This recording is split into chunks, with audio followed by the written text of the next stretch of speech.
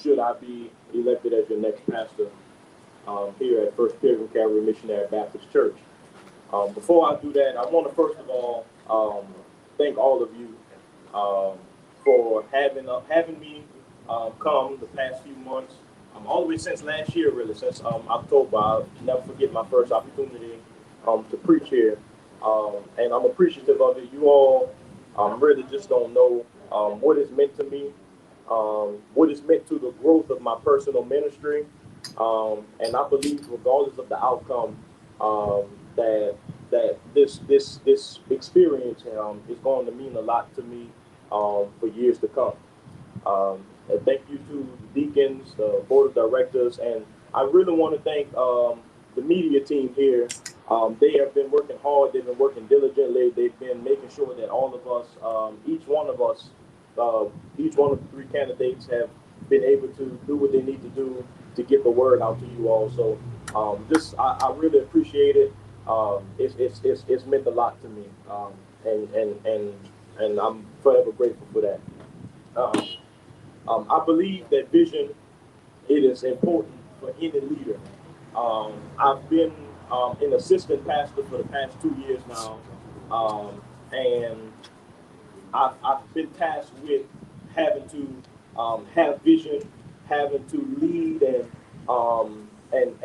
act as an extension of my pastor. So I'm a firm believer of what the Bible says, where it says that where there is no vision, the people perish. And I'm not here to campaign for myself because I don't believe um, that selecting me as a pastor would be selecting me per se, but you trusting the God in me. Um, so, so I really want to speak to you from my heart. I didn't write anything because I want you to know that the vision that I have is in my heart, not just in my head, not just written. So I just want you to feel where I'm coming from. Um, I believe in creating or continuing to build on the foundation that this church has already been built upon. I'm reminded of what Paul says about how um, um, when we water, God will give the increase. So my vision is not anything that would glorify me, not glorify you, not glorify any man, but a vision where God will give the increase to this church. Many have been many have concerns about church growth. Many have concerns about the youth falling off from the church. The only way that those things can get back on track, the only way that those things can get to where they need to be is if God gives the increase. But how can we lay a foundation? How can we build on the foundation, rather, that's already been laid? First of all, I believe in, um, by the power of God, creating a ministry that is, first of all, well rounded. What do you mean by well rounded? Um, I believe that First Pilgrim Calvary should be a church that's able to meet the needs of anybody that comes through the doors of this church. So that means that I believe in maximizing our resources here at the church um, to create a ministry that's able to meet the needs of everybody that comes through our doors. That means that if we have somebody struggling with mental health issues, we should be able to reach out to our members that are social workers, our members who have degrees in psychology, our members who are educators, and we should be able to have a mental health program that we are able to minister them through Jesus, but also direct them to the resources that are needed for them as well. We should be able to reach out to our doctors and our nurses and our nurse practitioners that are members of the church and create a health ministry. Um, while it is our responsibility as preachers, as pastors, as deacons, as ministry leaders to minister to your needs spiritually, I believe that the church should be able to minister to the needs of its people physically as well. Educationally, we should be. I'm quite sure we have a number of educators, former educators in our church that we should be able to come together to where we have after-school programs for our kids that we are able to help them tutor, create scholarships, help them find scholarships, help them get into colleges. We should be able to meet the needs of our people that are struggling legally.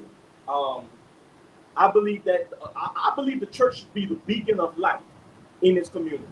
So in order to do that, we should be well-rounded enough to meet the needs of any individual, not just in that aspect, but also people who are struggling with their sin. It is our responsibility to receive people with love. My vision is to create an atmosphere of love in our church, that we are able to receive anybody, no matter what their struggles are, and love them through the sin in which they're struggling with. Secondly, it is my desire to not only create a ministry that is well-rounded, but it's also to create a ministry that is well-balanced. One of the biggest arguments in many churches nowadays is the issue of new school versus old school. I don't believe there should be an argument of those two.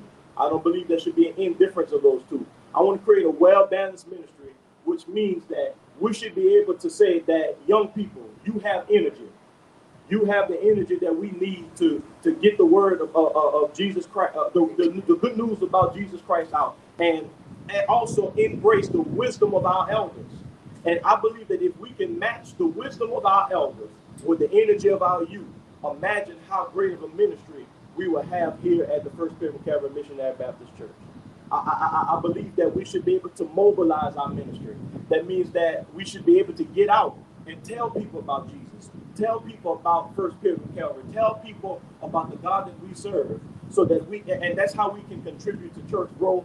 That's how we can grow our ministry. That's how we can go to the next level in God. It is my hope also. It is my vision to also create a ministry where we have that we're able to resolve our differences, where we're able to do those things that align with our church covenant, and continue to be there for one another. Create an atmosphere where we can be one family. This church was founded upon unity.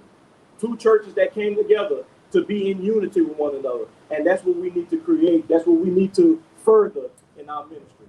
So once again, I don't come to you campaigning to you. I'm not coming to you telling you vote for me. I'm not telling you I'm the better candidate. I'm telling you to trust the God in me to lead you and to be the man of God that you need for the coming years.